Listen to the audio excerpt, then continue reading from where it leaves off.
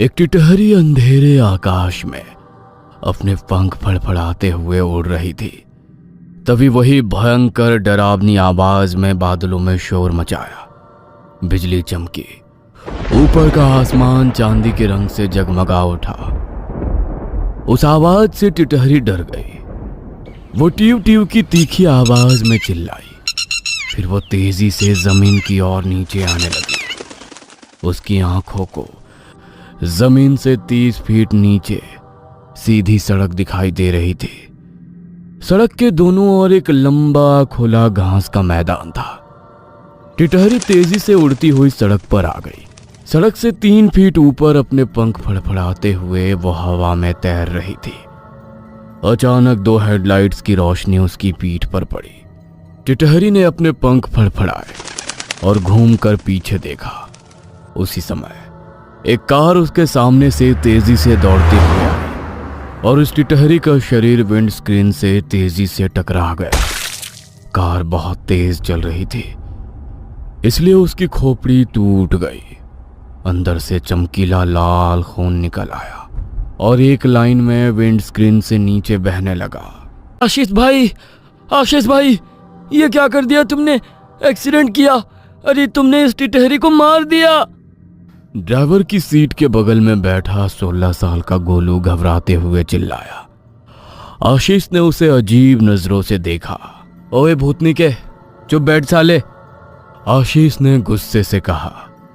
आशीष के गुस्से की वजह से गोलू चुप रहा, लेकिन उसके चेहरे पर हैरानी के भाव वैसे ही थे। उसका मुंह और उसकी आंखें खुली के खुली रह गई थी। आशीष ने व्यू मिरर से पीछे देखा। हड्डियों का ढांचा अनमोल पिछली सीट पर बैठा गांजा पी रहा था। उसे देख ऐसा लग रहा था मानो गांजा वो नहीं पी रहा हो, बल्कि गांजा उसे पी रहा हो, क्योंकि नशा करके उसका शरीर हड्डी मांस का जीता जागता कंकाल बन गया था। उसके ठीक बगल में कुणाल बैठा था। आशीष उसका छोटा भाई गोलू और आशीष का दोस्त अनमोल। कुणाल सब यूपी के रहने वाले हैं। यूपी छोड़कर वे चारों अपने किसी दूर के दोस्त की शादी में गए थे। शादी खत्म होने के बाद अब रात के 10:30 बजे ये तीनों फिर यूपी के लिए निकल रहे थे। सड़क सुनसान था, बेजान थी। सड़क के दोनों ओर अब हरे भरे पेड़ों का जंगल था। अमावस्या होने के कारण चारों दिशाओं में अंधेरा फैला हुआ था। उस जंगल के पेड़ों को देखकर ऐसा लग रहा था कि इन पेड़ों के बीच सृष्टि से अलग सबसे ज्यादा अंधेरा छा गया है। जैसे अंधेरे को उस जगह धकेल कर उस जंगल के पेड़ों के पीछे छिपा दिया हो। मानो उस जंगल में कोई अश्लील अप्राकृतिक शक्ति रहती हो और अंधेरा उसका होना उसकी मौजूदगी की निशानी हो। गोलू विंड स्क्रीन पर पड़ी टिटहरी की लाश को घूर रहा था।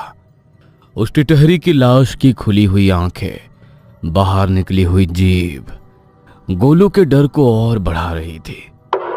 आशीष ने उसकी तरफ देखा। उसका एक बायां होठ और आंखें ऐसे हिल रहे थे जैसे लकवा मार गया हो। आशीष ने कार का वाइपर ऑन किया और टिटहरी की लाश लाल खून विंड स्क्रीन से साफ किया। आशीष भाई, वो टिटहरी। इससे पहले कि गोलू कुछ और कह पाता, आशीष गुस्से में बोला, गोलू के बच्चे, अबे वो टिटहरी बीच सड़क पर कार के सामने आकर मर गई और इसमें इतना डरने वाली क्या बात है बे? वो तुम्हारी मौसी है का या सास है? आशीष ने एक बार फिर सड़क की तरफ देखा, फिर गोलू की तरफ। गोलू बेशर्मी से दांत दिखाते हुए मुस्कुराया। ऐसे कान के नीचे बजाऊंगा ना फिर से हंसा तो दांत निकाल के उल्टे बैठा दूंगा, आशीष ने फिर से गुस्से से कहा। तभी गोलू ने सड़क के एक तरफ आगे विंड स्क्रीन से एक सफेद मील का बोर्ड देखा। वो माइलस्टोन जिस पर विमल खाकर थूका था और उस पर लिखा था यूपी 90 किलोमीटर। गाड़ी उसी किलोमीटर को पार करके जंगल में घुस गई।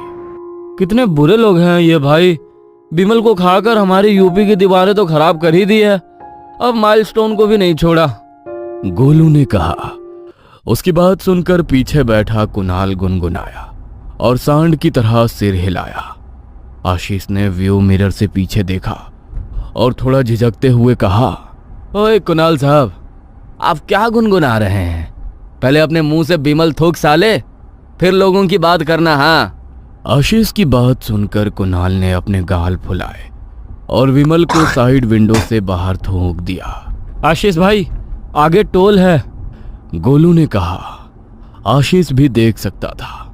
गोलू, मैं अंधा हूं क्या बे साले? मुझे भी दिख रहा है, आशीष ने कहा। आशीष ने गाड़ी टोल बूथ के सामने लाकर धीरे से रोकी। आशीष के दाहिने हाथ की तरफ एक चौकोर सीमेंट का कमरा था।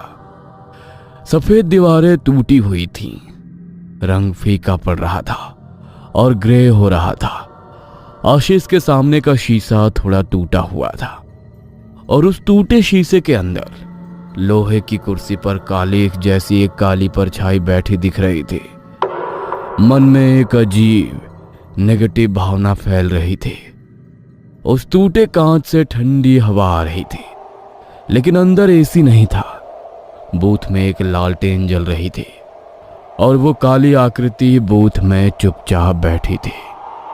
टोल गेट पर लाल और सफेद धारियों वाली एक लोहे की पट्टी थी, मतलब बैरियर। उसका रंग फीका था, कहीं कहीं जंग लगा हुआ था। पट्टी थोड़ी मुड़ी हुई थी। उस पट्टी से एक मोटर बॉक्स चेन से जुड़ा हुआ था। उस पट्टी के किनारे एक बोर्ड था जिस पर लिखा था टोल 13 स्टॉप हियर। आशीष भाई, ये टोल कहां से आया यहाँ? सुबह शादी में जा रहे थे तब तो कोई टोल नहीं था। पीछे से कुणाल ने कुछ शक भरी नजर से टोल की तरफ देखते हुए कहा। आशीष ने भी टोल की तरफ देखा। वो टूटी दीवारें, टूटे शीशे, सब कुछ देखकर अशुभ, बुरे गंदे एहसास उसके मन पर हावी होने की कोशिश कर रहे थे। पीछे गांजा पी रहा अनमोल नशे से लाल आंखों से सामने देख रहा था। बड़ी आश्चर्य की बात थी कि उसे आगे टोल नहीं दिख रहा था। अरे सालो, मैंने नशा किया है तो मेरी फिरकी ले रहे हो क्या? मुझे यहाँ कोई टोल बोल नहीं दिख रहा है। अनमोल ने इतना कहा, खड़ा खड़ा हंसने लगा। उसकी बात पर आशीष, कुणाल और गोलू तीनों ही अनमोल को डरी हुई नजरों से देखने लगे। अनमोल, तुझे ये टोल बूथ नहीं दिख रहा है? साले, मुझे नहीं पता था कि गांजा इतना पावरफुल होता है, कुणाल ने अनमोल की ओर देखते हुए कहा। अनमोल उसकी बातों पर पागलों की तरह हंसने लगा। आशीष, इस नशेड़ी की बात मत सुन, बस टोल बूथ पर पैसे दे और गाड़ी निकाल यहां से, कुणाल ने कहा। अरे पर टोल तो है ही नहीं, तो आगे पैसे किसको देगा? अनमोल ने फिर कहा, दांत पीसते हुए हंसने लगा। अबे चुपचाप बैठ साले नशेड़ी, नहीं तो मैं तुझे यहीं उतार दूंगा, आशीष ने व्यू मिरर से अनमोल की तरफ देखते हुए कहा। आशीष ने 100 का नोट निकाला, टोल बूथ की खिड़की के सामने रखा। खिड़की के अंदर से एक काला कालीख लगा हाथ निकला। उस हाथ में नुकीले लाल नाखून थे। उन नाखूनों ने 100 रुपए का नोट अंदर खींचा और एक पासपोर्ट साइज की पर्ची दी जिस पर लिखा था, आखिरी टोल भुगतान पूर्ण यात्रा समाप्त। इस पर्ची पर कुछ अलग ही लिखा है। आशीष आगे कुछ और कहने ही वाला था, तभी उस बेजान सन्नाटे में वो टोल खुलने की आवाज गूंजने लगी। टोल के बीच बीच में झटके लग रहे थे, फिर ठक ठक जैसी आवाज आ रही थी। आखिरकार गेट पूरा खुल गया। आशीष ने पर्ची जेब में रख दी और उसने गियर बदलकर एक्सीलेटर दबा दिया। टोल गेट के नीचे लाल बत्ती दिखाती हुई तेजी से दूरी तय करती हुई आगे बढ़ गई। जैसे ही गाड़ी आगे बढ़ी, अभी कुछ ही क्षण पहले जहां टोल नंबर 13 का टोल बूथ और गेट स्टॉप दिखाई दे रहा था, वहां सिर्फ जंगली पेड़ और झाड़ियां थी। नीचे जमीन पर पत्ते पड़े थे। वो स्थान चारों ओर से जंगल क्षेत्र से घिरा हुआ था और उसी स्थान पर आशीष का 100 रुपए का नोट पड़ा था जो उसने टोल कलेक्टर को दिया था। दूर जंगल में गहरा सन्नाटा पसरा हुआ था। रात के कीड़े चहचहा रहे थे। दूर जंगल में कहीं कोयल ऊंची आवाज में चिल्ला रही थी। ऐसा लग रहा था जैसे शैतान ने इस रात को कोयल की मीठी आवाज को श्राप में बदल दिया हो। आसमान से नीचे देखने पर पूरा जंगल ठंडे सर्पाकार कोहरे से ढका हुआ लग रहा था। सड़क पर कोहरा फैला हुआ था। कोहरा धीरे धीरे बह रहा था। दो पीली हेडलाइटें उसी कोहरे को चीरती हुई आगे आई। यह आशीष की कार थी। साले आशीष, मैंने कभी 10 रुपए भी मांगे तो 20 बार सोचता है दूं या नहीं, और अभी वहां सड़क पर 100 का नोट फेंक दिया। अनमोल ने कहा। उसी क्षण आशीष ने कार रोकी। बाहर सड़क पर सीधे देखने पर कार का एक किनारा दिखाई दे रहा था। वहीं कार आगे बढ़ गई। इसी तरह कार के दूसरी तरफ अनमोल हाथ में जलती हुई गांजे की चिल्लम लिए खड़ा दिखाई दिया। साला ड्रग एडिक्ट गांजा पीता है। बस 2 मिनट उस सुनसान सड़क पर खड़ा रहे, सारा नशा उतर जाएगा साले का, आशीष ने थोड़ा गुस्से में कहा। गोलू कुणाल बस आशीष को देख रहे थे। आशीष से बोलने की किसी की हिम्मत नहीं हो रही थी। लेकिन आगे जो हुआ, कार में बैठे तीनों ही अवाक और हैरान थे। आशीष ने अनमोल को पीछे छोड़ दिया था, लेकिन ये क्या, आशीष कार के 50 मीटर आगे खड़ा दिख रहा था। अरे बाप रे, अबे ये नशेड़ी यहाँ कैसे आ गया भाई? इसे गांजे के साथ सुपर हीरो वाली शक्तियां तो नहीं मिल गई है? पीछे बैठे कुणाल ने हैरानी भरे लहजे में कहा। अरे नहीं कुणाल, इसमें सुपर हीरो वाली शक्ति नहीं है। ये डर के मारे भाग कर आया होगा, इसका सारा नशा उतर गया होगा। आशीष हंसते हुए बोला। आशीष ने अनमोल के सामने गाड़ी रोकी। अनमोल का व्यवहार अब कुछ बदल गया था। उसके हाथ में गांजे की चिल्लम नहीं दिख रही थी। उसका पूरा शरीर भूतिया सफेद हो गया था। वो सिर नीचे किए जमीन को घूर रहा था। उसी वजह से उसकी अजीब अमानवीय सिद्धांत दिखाने वाली गहरी चांदी की बूंद वाली आंखें इन्हें दिखाई नहीं दे रही थी। क्यों बे, उतर गया ना तेरा गांजा का नशा? चल गाड़ी में बैठ। आशीष मुस्कुराया और अनमोल को देखा, फिर हंसते हुए गोलू को देखा और सिर हिलाया, जैसे वो इशारे से कह रहा हो, देखो साले को कैसे सीधा किया। अनमोल गाड़ी में आया, चुपचाप नीचे सिर झुकाए पिछली सीट पर बैठ गया। आशीष ने भले ही सोचा हो कि उसने अनमोल का नशा उतार दिया है, लेकिन वो उसका वहम था। इसके उलट जिसे उसने अपनी कार में बैठाया था वो अनमोल नहीं था, बल्कि उन तीनों की मौत एक छलावा था। बहुत देर हो चुकी थी। आशीष गाड़ी चला रहा था। कार सिर्फ जंगल वाले इलाके से जा रही थी, किंतु यूपी मुख्य राज्य में पहुंची नहीं थी। कुणाल पीछे बाईं तरफ बैठा था। वो बार बार अपने बगल में बैठे अनमोल को देखता जा रहा था, क्योंकि अनमोल का व्यवहार अब कुछ अजीब सा लग रहा था। वो पिछले 1.5-2 घंटे से ऐसे ही सिर झुकाए बैठा था। उसके शरीर की हरकतें कुछ जम सी गई थीं, जैसे मुर्दा घर की बर्फ में जमी हुई लाश। इसके साथ ही कुणाल को अनमोल के शरीर से एक गंदी सड़ी हुई गंध आ रही थी और उसे अपने शरीर पर एक ठंडी बर्फीली भाप उड़ती हुई महसूस हुए जा रही थी। कुणाल ने अनमोल की तरफ देखा, फिर सामने देखा और अनजाने में उसकी नजर व्यू मिरर पर चली गई। उसे देखकर वो वहीं जम गया। डर से उसकी पूरी रीढ़ बर्फ की तरह जम गई। माथे से पसीना बहने लगा। डर से उसके दांत किटकिटाने लगे। आंखों के कोने चौड़े हो गए। लेकिन कुणाल ने ऐसा क्या देखा? उसने ऐसा क्या देखा आईने में? आपको वो जानने में उत्सुकता हो रही होगी, है ना? चलो फिर देखते हैं। उसे एक काली धुंध जैसी परछाई दिखी।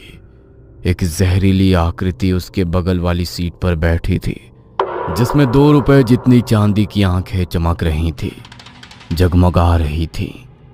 उसके सामने का दृश्य डरावना था। इंसानी समझ से परे बाहर की अनजान दुनिया में यह एक मेहमान था। वो एक मरी हुई भटकती हुई बुरी आत्मा थी। जैसे ही कुणाल को इसका एहसास हुआ, उसका शरीर कांपने लगा। वो डर से लकवाग्रस्त हो गया। आशीष। उसने कर्कश आवाज में आशीष को पुकारा।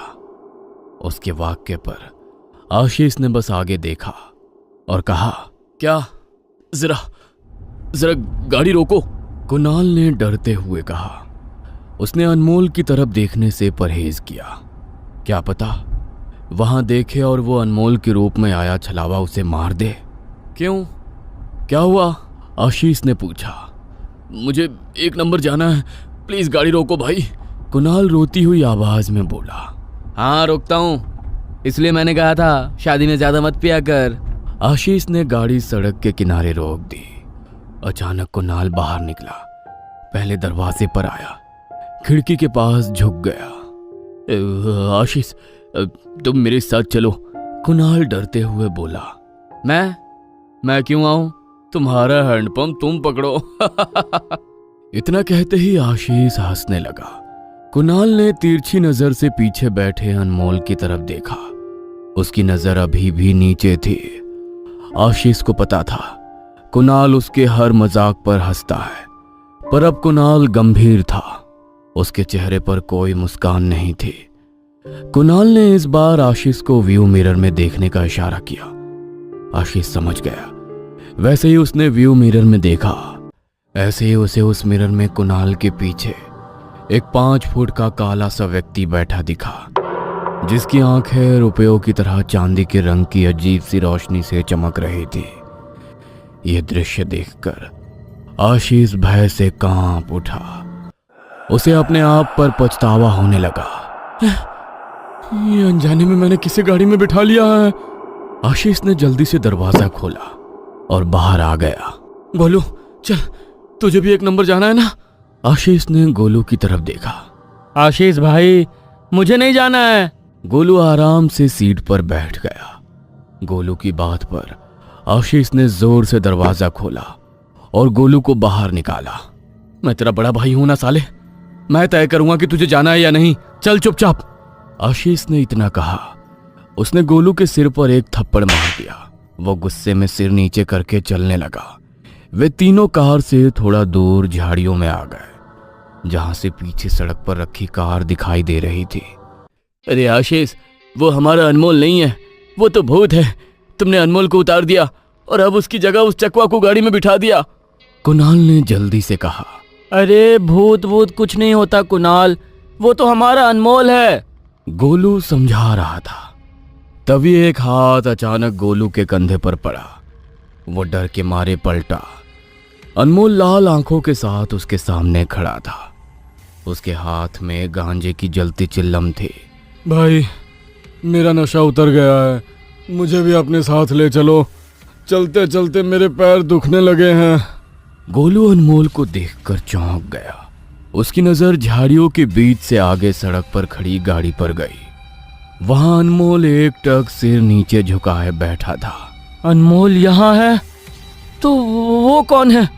गोलू ने अपने दोनों हाथ मुंह में डाल लिए, नाखून चबाने लगा। अनमोल ने भी पीछे मुड़कर देखा। उसने देखा कि बिल्कुल उसके जैसा ही एक आदमी कार में बैठा है। उत्तरी, क्या मेरा मेले में खोया हुआ भाई है? रुको, मुझे उसे गले लगाने दो। अनमोल ने सोचा। ओए नशेड़ी की औलाद, वो तुम्हारा भाई नहीं है, चकवा है वो, चकवा। तुम उसे गले लगाओगे और वो हमेशा के लिए तुझे मौत की जादू की झप्पी दे देगा। आशीष ने कुणाल गोलू को देख उसका हाथ उसकी गर्दन से फिराते हुए कहा। अरे तो अब क्या करें? हम उसे कार से बाहर नहीं निकाल सकते, नहीं तो उसे पता चल जाएगा कि हम उसकी सच्चाई जान गए हैं। कुणाल ने डरते हुए कहा। हाँ, और फिर वो हमें मार देगा। गोलू ने आंसू भरी आवाज में कहा।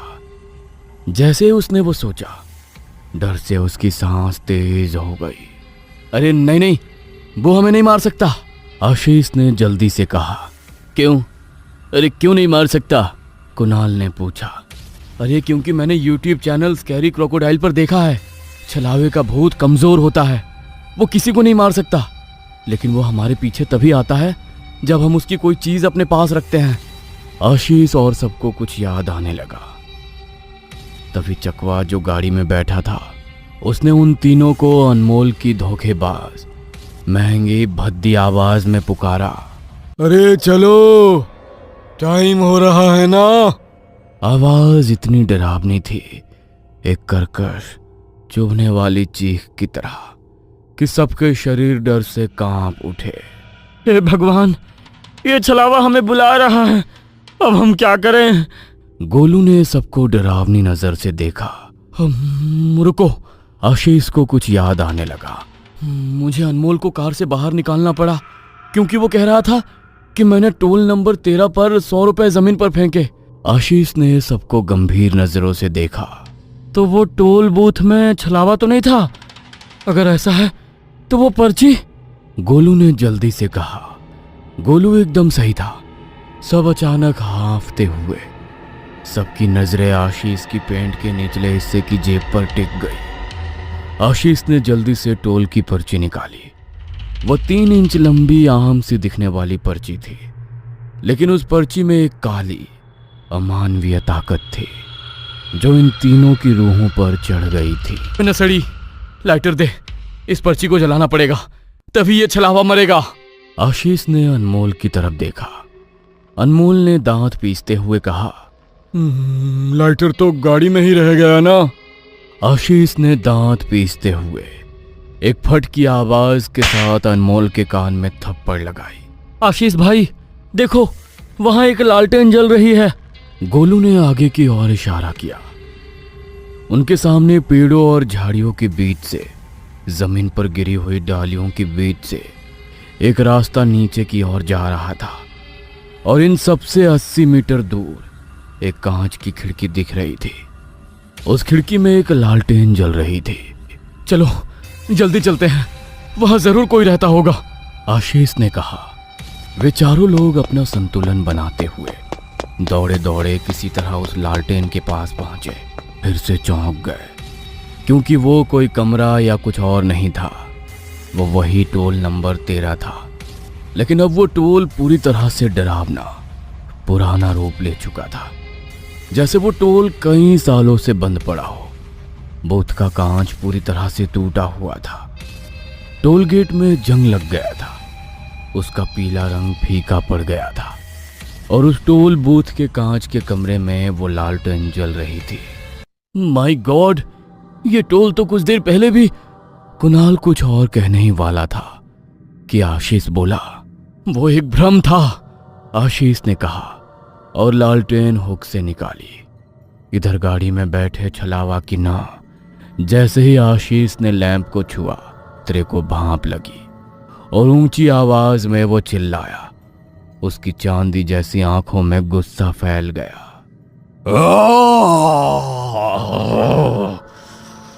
अजीब भयानक आवाज में वो चिल्लाया।